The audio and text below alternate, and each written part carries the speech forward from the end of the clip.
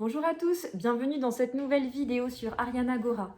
Je vous invite à liker la vidéo si vous pensez qu'elle peut aider d'autres personnes et à vous abonner si vous voulez recevoir les prochaines notifications de mes prochaines vidéos.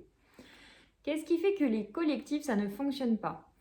Malheureusement, c'est vrai que j'ai pu observer que dans la plupart des cas, les collectifs ne fonctionnent pas. Je ne sais pas si vous avez déjà vécu en collectif ou si vous côtoyez des collectifs. Donc quand j'entends collectif, c'est pas forcément colocation, c'est vraiment des lieux de vie collectifs. Donc ça peut être chacun sa maison sur un lieu, sur un terrain, ou une grande maison commune avec des petits espaces à l'extérieur. Mais pour moi, ça va quand même au-delà de la vie de colocation. Même si on va retrouver d'ailleurs un peu les mêmes problèmes en colocation qu'en collectif. Mais le collectif, généralement, chacun achète une part du terrain ou de la maison, voilà, ça va un petit peu plus loin. Donc c'est vrai qu'il y a un constat un peu général que je fais, mais que je vois aussi d'autres personnes autour de moi faire, que généralement ça ne fonctionne pas, il y a beaucoup de conflits, beaucoup de tensions, des hauts idéaux, beaucoup d'enthousiasme au début et ensuite ça retombe. Donc très humblement, je pense qu'il y a énormément de facteurs qui font que ça ne marche pas, dont certains dont je n'ai pas conscience, que je ne vois pas. Dans cette vidéo, j'ai juste envie de vous partager quelques clés, quelques astuces. Si vous avez envie un jour de vivre en collectif ou simplement que vous avez envie d'avoir une réflexion sur le sujet, que j'ai pu observer en fait en tant qu'habitante, puisque j'ai vécu moi-même dans deux collectifs différents et j'ai presque envie de dire trois, puisque le deuxième en fait j'ai vécu deux collectifs très différents sur le même endroit, puisque toute la population s'est complètement renouvelée, ça a été complètement différent. Donc j'ai presque envie de dire que j'ai vécu dans trois collectifs, dans deux lieux, on va dire, différents. Et que en tant que facilitatrice et coach, il peut m'arriver qu'on fasse appel à moi et j'ai accompagné quand même pendant un an, à raison d'à peu près 2 fois par mois, un écolieu aussi à se construire. Et c'est vrai que j'ai observé qu'on retrouvait toujours un peu les mêmes problématiques. Ça ne veut pas dire que ça ne marche jamais, mais c'est vrai que c'est assez rare malheureusement. Donc une des premières choses que j'ai pu observer, c'est que lorsqu'en fait les maisons ne sont pas individuelles, voilà, il y a trop de choses en fait mis au même endroit qui sont difficiles à gérer, à se mettre d'accord. Imaginez un couple à 10 personnes. Déjà, c'est pas évident peut-être dans votre couple de vous mettre d'accord sur les critères de ménage, sur qui fait la cuisine, ce qu'on mange, sur la gestion des déchets, qu'est-ce qu'on recycle ou pas, je ne sais pas, ce genre de choses. Au niveau du jardin, donc imaginez à 10 personnes, voilà, ça peut être vraiment compliqué à 30. Enfin voilà, j'ai vu des collectifs où tout le monde vivait dans la même maison et c'est vraiment source de tension. Donc je pense que vraiment une des choses qui fait que ça ne marche pas, c'est de vivre tous dans la même maison. Les collectifs qui fonctionnent mieux, généralement, il y a vraiment une maison indépendante, des espaces privés où les gens peuvent se retrouver en famille, ou s'ils sont célibataires, où ils ont leur vie, enfin leur vie à eux, pour eux tout seuls, quoi. Donc ça, c'est vraiment très important. Et si vous vivez tous dans la même maison, ça ne veut pas dire que c'est voué à l'échec, mais vous allez rencontrer plus de difficultés, c'est évident. Voilà. Ensuite, autre chose que j'ai pu observer, c'est le décalage en fait entre les valeurs, la vision de collectif du départ et la réalité. En fait, voilà, généralement, les gens qui se regroupent pour vivre comme ça, ils ont les mêmes valeurs, les mêmes aspirations. Ils ont envie d'être dans l'harmonie, d'être dans la bienveillance, dans l'écologie, la spiritualité, la communication non violente, etc., etc. Et en fait, dans la réalité, c'est pas du tout comme ça que ça se passe. Parfois, il y a même beaucoup plus de conflits que dans une vie, entre guillemets, plus classique, plus conventionnelle. Et en fait, de ma compréhension de la chose, c'est que entre avoir une valeur en fait, telle que par exemple, j'ai donné l'exemple de l'écolieu là que j'ai accompagné pendant un an, où les deux premières valeurs c'était l'écologie et la spiritualité. Chacun était venu avec pareil, cette résonance très forte au niveau de ces deux valeurs, avec l'envie de nourrir vraiment la spiritualité et l'écologie. Sauf que si on interrogeait les personnes individuellement dans un cercle, elles n'avaient pas du tout la même manière de le vivre au quotidien. Pour une personne, la spiritualité, c'était faire des pratiques, faire de la méditation tous les jours, faire de l'énergétique, suivre un enseignement. Et pour une autre personne du même collectif, qui pourtant, quand on lui disait spiritualité, disait «Ah oui, ça me parle vraiment», ça allait être faire son potager, être dans la présence avec la nature, les mains dans la terre, et pas du tout question de méditer ou de faire quoi que ce soit d'autre. Pour l'écologie, pareil. Donc il y a des gens qui vont avoir, qui vont sentir qu'ils sont vraiment concernés par l'écologie, qui vont trier leurs déchets et peut-être manger bio. C'est pour donner un exemple. D'autres vont vouloir vraiment être dans une écologie zéro déchet, vegan. Donc ça, par exemple, c'était une source de tension, par exemple, dans le collectif que j'ai accompagné.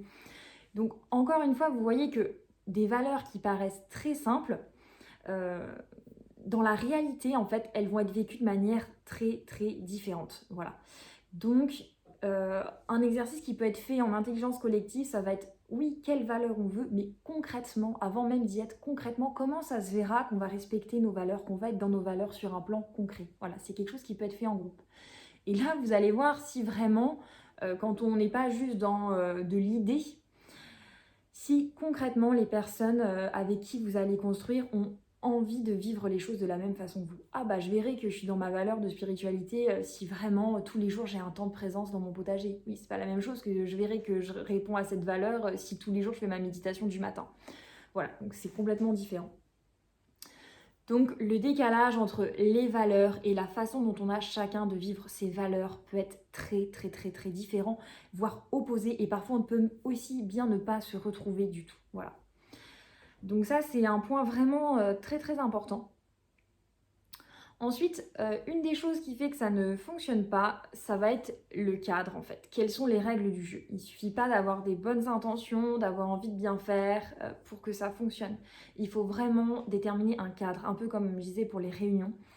C'est-à-dire comment on a envie de fonctionner, est-ce qu'on a envie qu'il y ait un chef, est-ce qu'on a envie que ce soit pyramidal, voilà, il y a une personne qui achète le terrain, qui décide, nous on vient habiter là, on achète ensemble, on décide ensemble, est-ce qu'il y a des personnes qui sont juste concertées? Comment ça fonctionne concrètement? Est-ce qu'on décide de qui fait le ménage? Quand? Est-ce qu'on laisse les choses libres? Il faut que tout ça soit clair. Vous avez tout à fait la possibilité de vous dire, ok, pour le ménage, on laisse à l'initiative de chacun faire, par exemple, si vous avez des espaces communs à entretenir. Mais au moins, c'est clair que vous laissez cet espace comme ça. Voilà, vous avez réfléchi sur le sujet. Et à mon sens, vraiment, il faut que ces règles, elles soient décidées en fait collectivement. Voilà, vous vous mettiez d'accord. Donc il y a un travail en amont au démarrage du collectif qui est quand même assez important. C'est vraiment déterminer le cadre en fait. Pourquoi on est là, ce qu'on veut. Et une fois que ce cadre est clair, déjà vous posez des bases pour construire. Et c'est vraiment, vraiment fondamental. Si vous pensez que oh non, ça va se faire de manière organique, il va y avoir des jeux de pouvoir, il va y avoir des tensions entre les personnes, il va y avoir plein de problèmes qui vont se créer en fait relationnels qui à la base ne sont pas des problèmes relationnels, ce sont des problèmes structurels, c'est-à-dire qu'il n'y a pas assez de structure dans le collectif pour que ça puisse bien fonctionner. Du coup, ça crée des tensions entre les gens. Voilà. Donc ça, c'est très important. Vraiment, sachez vraiment les bases, sur quelles bases vous avez envie de partir. Une charte, des règles, ce genre de choses.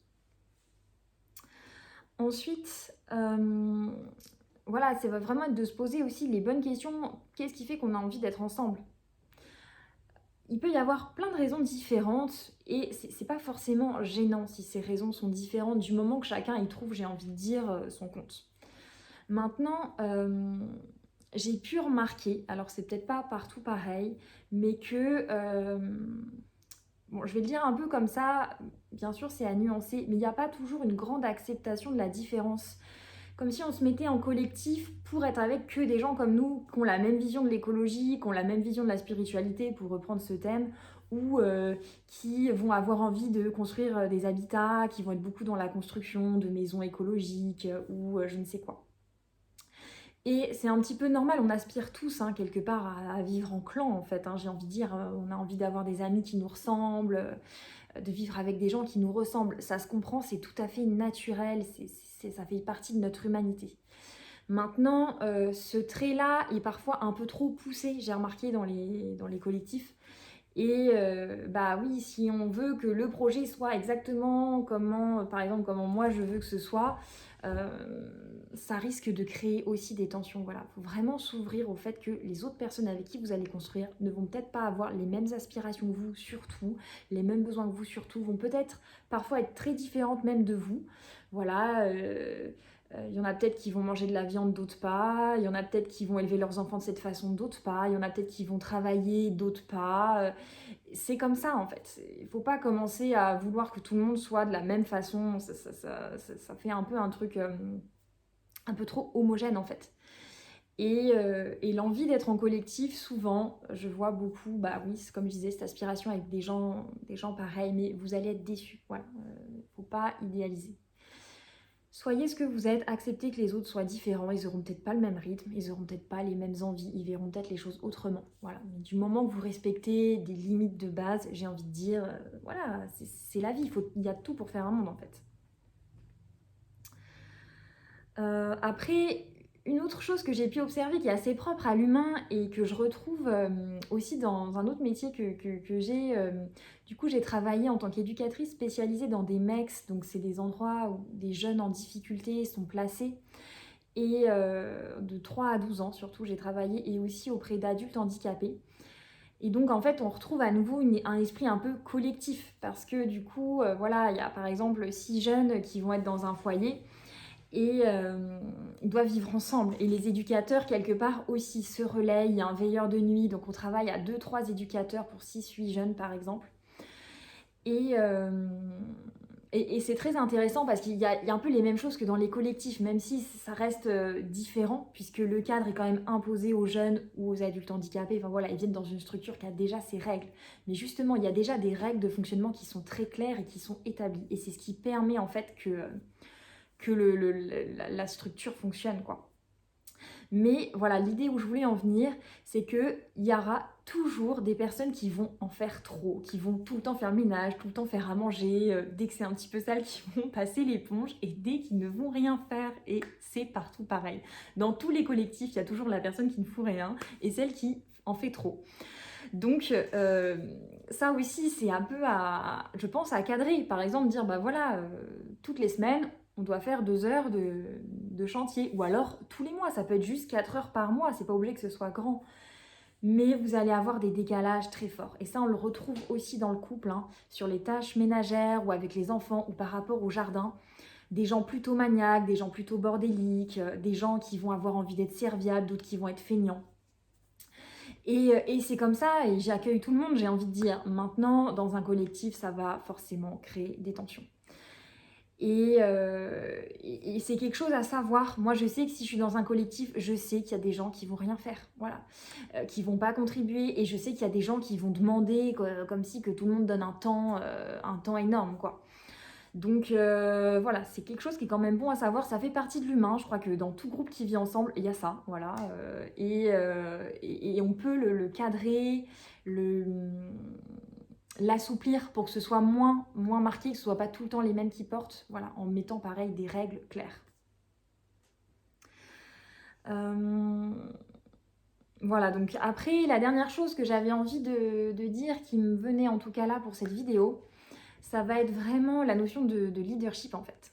Qui est le leader du collectif, de l'école? Il y a toujours une personne ou un groupe de personnes, voilà, peut-être 2-3 personnes, qui va être à l'initiative du projet. Et ça va déterminer beaucoup de choses. Voilà. Comment la personne est dans ses relations humaines, comment elle fonctionne avec les autres, dans sa vie. Ça va vraiment déterminer la suite. Et là, ça va être vraiment tout le travail de savoir aussi comment on fonctionne. Est-ce que c'est horizontal ou pyramidal? Qui décide quoi, comment, que tout soit clair en fait. Voilà. Est-ce que c'est le leader du groupe qui décide ou pas? Et c'est vrai qu'un écolieu, un collectif qui va pas forcément être dans les mains d'un leader, d'un super leader, j'ai envie de dire, ou juste d'un bon leader, il y a beaucoup plus de chances que je pense que ça échoue, que d'un leader qui va vraiment savoir gérer un peu le groupe, même si il n'a pas forcément plus de pouvoir au niveau décisionnel. Donc regardez aussi toujours la personne qui est leader du projet.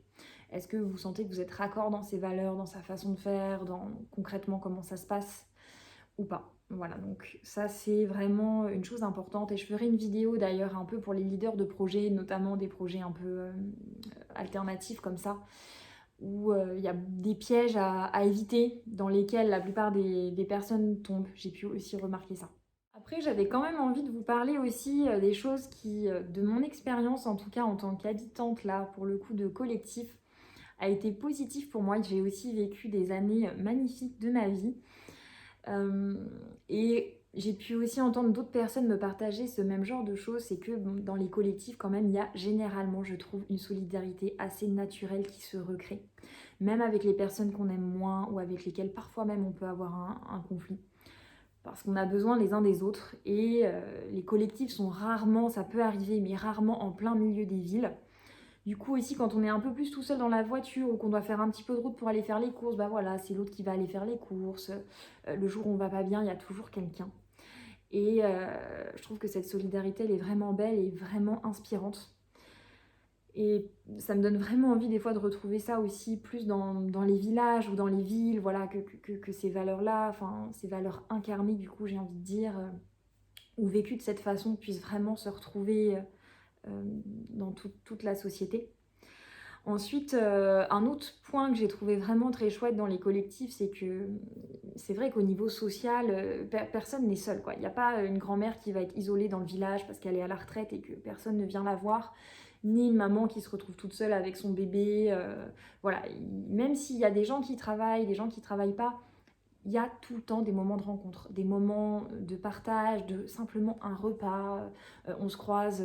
Moi, j'ai vécu dans un collectif, on avait chacun notre maison, hein. C'est le dernier endroit où j'étais.